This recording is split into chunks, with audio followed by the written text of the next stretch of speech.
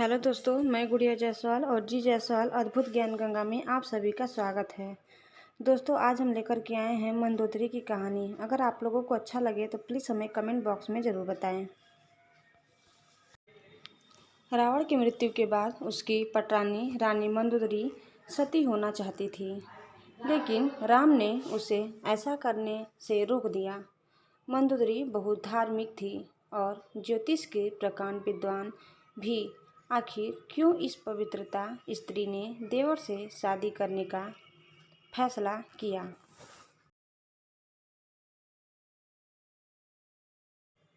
दशहरा खत्म हो चुका है। देश में जगह जगह रावण दहन हो गया है। युद्ध में रावण की मृत्यु के साथ ही जब राम की जीत होती है तो उस दिन ही हिंदू धर्म में जीत की इस खुशी दशहरा त्योहार के जरिए जाहिर किया जाता है।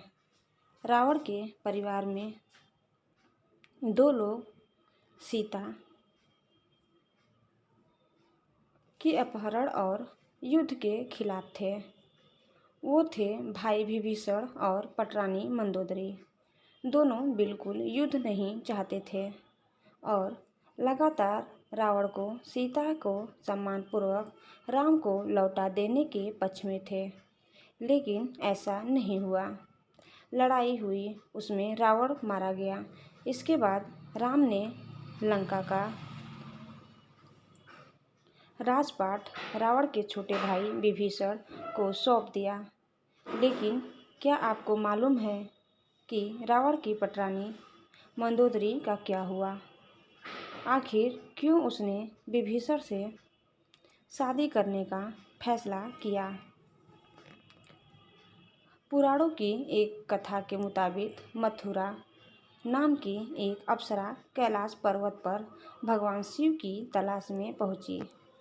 तलाशते हुए जब वो भगवान शिव के पास पहुंची तो उसने वहां पार्वती को न देखकर शिव को रिझाने के प्रयास शुरू कर दिए। जब कुछ समय बाद वहां पार्वती पहुंची तो उन्होंने मथुरा के शरीर पर शिव की भस्म देखी और फिर वो क्रोधित हो गई। पार्वती ने मथुरा को शाप दिया कि वो 12 साल तक मेढक बनी रहेंगी और कुएं में उसका वास होगा। मथुरा को अपनी गलती की कीमत चुकानी पड़ी और असहा कष्ट का जीवन शुरू हो गया। जिस समय ये सारी घटनाएं घट रही थी, उसी समय कैलाश पर असुर राजा मायासुर अपनी पत्नी के साथ तपस्या कर रहे थे। दोनों एक बेटी की कामना के लिए तपस्या कर रहे थे। 12 वर्षों तक दोनों तप करते रहे। इधर मथुरा के शाप का जब अंत हुआ तो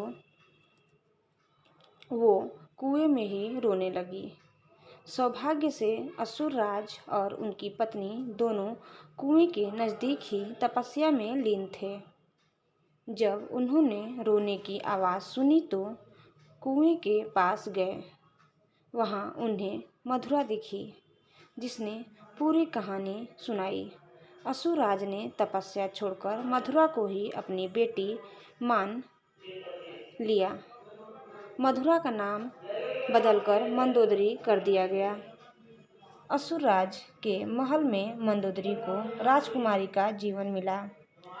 वो अपनी नई जिंदगी में बेहद खुश थी, लेकिन इसी बीच उसकी जिंदगी में रावण की एंट्री हुई। मंदोदरी के पिता मायासुर से मिलने रावण पहुंचा। वहीं उसने मंदोदरी को देखा और मोहित हो गया। उसने मायासुर से मंदोदरी का हाथ मांगा।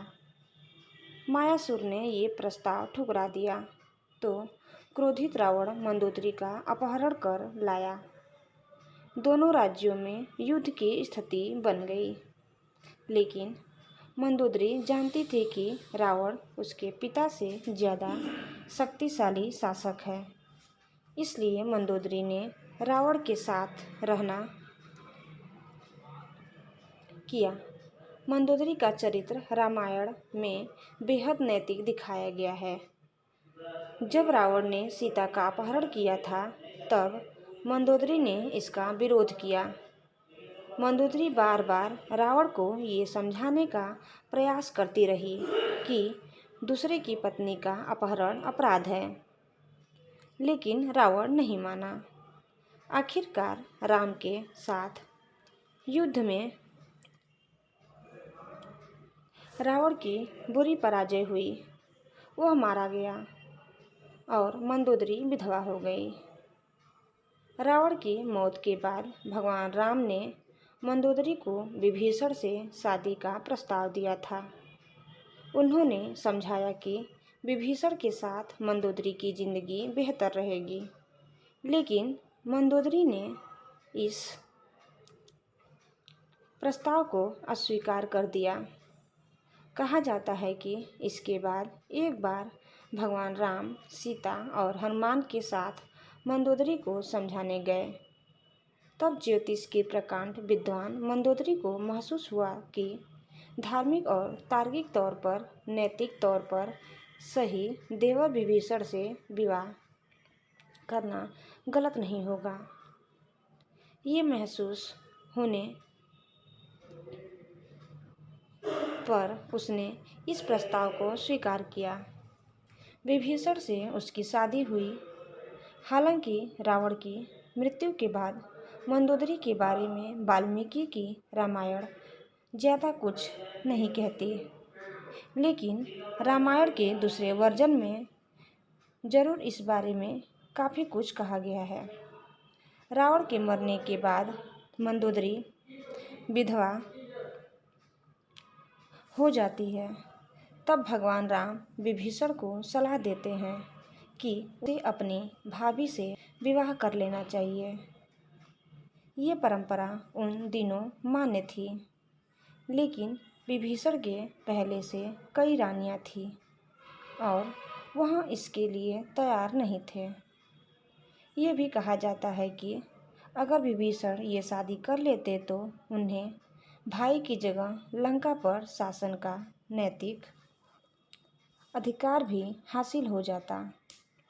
इसीलिए ये भी कहा जाता है कि ये विवाह शारीरिक तौर पर पति पत्नी के तौर पर एक दूसरे के साथ यौन संबंधों की बजाय विशुद्ध राजकाज से जुड़ा था, क्योंकि मंदोदरी भी चाहती थी कि उसके पति के निधन के बाद लंका में स्थायित्व और समृद्धि रहे। वह राम से शत्रुता की बजाय मित्रता चाहती थी। रावण की मृत्यु के लिए उसने राम को कभी जिम्मेदार भी नहीं ठहराया। एक वजह यह भी बताई जाती है कि रावण के निधन के बाद मंदोदरी भी उसकी चिता के साथ सती होने जा रही थी, लेकिन राम ने उसे रोक लिया।